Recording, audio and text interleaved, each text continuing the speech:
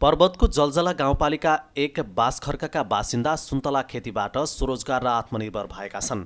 समुद्री सतहदेखि 1100 देखि 1900 मिटरको उचाइमा रहेको बाँसखर्कका 239 घर परिवारमध्ये मालगाउँ र घुमाउने ताल बाहेकको बस्तीका 200 बढी घर परिवारले सुन्तला खेती गरेका छन्।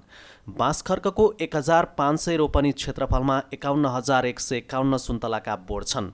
यस वर्ष 26,706 बोटमा रु 18 करोड 44 लाख 47,000 मूल्य बराबरको सुन्तला उत्पादन भएको अनुमान गरिएको छ। बाँसखर्कका बासिन्दालाई सुन्तला खेतीले स्वरोजगार आत्मनिर्भर बनाउनुका साथै आम्दानी र रोजगारीका लागि विदेशिनुपर्ने बाध्यताको अन्त्य गरेको छ।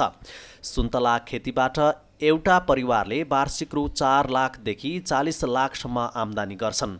सुन्तला खेतीले बाँसखर्कको सामाजिक र आर्थिक अवस्थामा परिवर्तन ल्याएको छ। सुन्तला खेती चाहिँ मेरो लगभग 38 रोपनी जग्गामा सुन्तला खेती छ।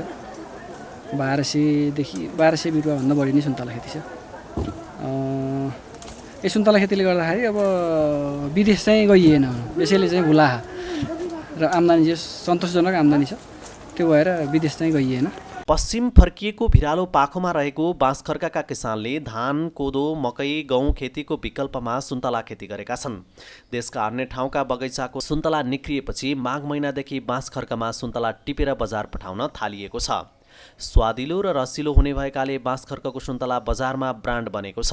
बलबहादुर अर्मजा, बमबहादुर खत्री लगायतले विक्रमसम्म 2030 को दशकमा बाँसखर्कमा सुन्तला खेती भित्र्याउनु भएको थियो। अनुकूल भूगोल, सडक विस्तार, खाद्यान्न बालीको तुलनामा धेरै गुणा बढी आम्दानी हुने, बजारको सुविधा, बैंकिङ वित्तीय संस्थाबाट ऋण सुविधा र सरकारी निकायको प्राविधिक सहयोगका कारण बाँसखर्कका कृषक सुन्तला खेतीमा आकर्षित भएका छन्। म्याग्दीको बेनीदेखि बाँसखर्क जोड्ने सडक स्तरोन्नति, सिँचाइ सुविधा विस्तार, नियमित विद्युत आपूर्ति गरी निर्माण गरिएको चिस्यान गृह सञ्चालन, पहिरो नियन्त्रण, सुन्तलाको बगैँचाभित्र रहेको विद्युतको नाङ्गो तार व्यवस्थापनका विषयमा माथिल्लो निकायको ध्यान आकर्षण गराउन गण्डकी प्रदेशका मुख्यमन्त्री, मन्त्री र सांसदहरूको उपस्थितिमा शुक्रबार बाँसखर्क सुन्तला महोत्सव गरिएको थियो। पर्वतको जलजला गाउँपालिका 1 बाँसखर्कका बासिन्दा सुन्तला खेतीबाट स्वरोजगार र आत्मनिर्भर भएका छन्।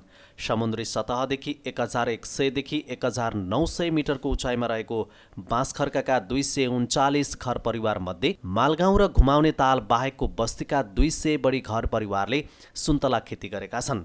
बाँसखर्कको 1500 रोपनी क्षेत्रफलमा 51151 सुन्तलाका बोट छन्। यस वर्ष 26,706 बोटमा रु 18 करोड 44 लाख 47,000 मूल्य बराबरको सुन्तला उत्पादन भएको अनुमान गरिएको छ। बाँसखर्कका बासिन्दालाई सुन्तला खेतीले स्वरोजगार आत्मनिर्भर बनाउनुका साथै आम्दानी र रोजगारीका लागि विदेशिनुपर्ने बाध्यताको अन्त्य गरेको छ।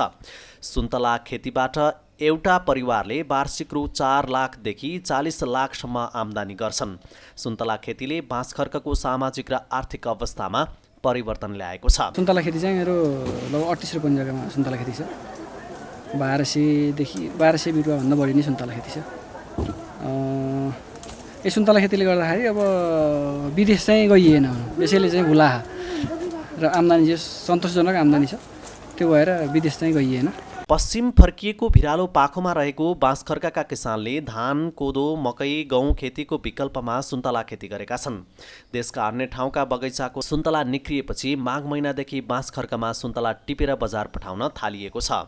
स्वादिलो र रसिलो हुने भएकाले बाँसखर्कको सुन्तला बजारमा ब्रान्ड बनेको छ। बलबहादुर अर्मजा, बमबहादुर खत्री लगायतले विक्रमसम्म 2030 को दशकमा बाँसखर्कमा सुन्तला खेती भित्र्याउनु भएको थियो। अनुकूल भूगोल, सडक विस्तार, खाद्यान्न बालीको तुलनामा धेरै गुणा बढी आम्दानी हुने, बजारको सुविधा, बैंकिङ वित्तीय संस्थाबाट ऋण सुविधा र सरकारी निकायको प्राविधिक सहयोगका कारण बाँसखर्कका कृषक सुन्तला खेतीमा आकर्षित भएका छन्। म्याग्दीको बेनीदेखि बाँसखर्क जोड्ने सडक स्तरोन्नति, सिँचाइ सुविधा विस्तार, नियमित विद्युत आपूर्ति गरी निर्माण गरिएको चिस्यान गृह सञ्चालन, पहिरो नियन्त्रण, सुन्तलाको बगैँचाभित्र रहेको विद्युतको नाङ्गो तार व्यवस्थापनका विषयमा माथिल्लो निकायको ध्यान आकर्षण गराउन गण्डकी प्रदेशका मुख्यमन्त्री, मन्त्री र सांसदहरूको उपस्थितिमा शुक्रबार बाँसखर्क सुन्तला महोत्सव गरिएको थियो।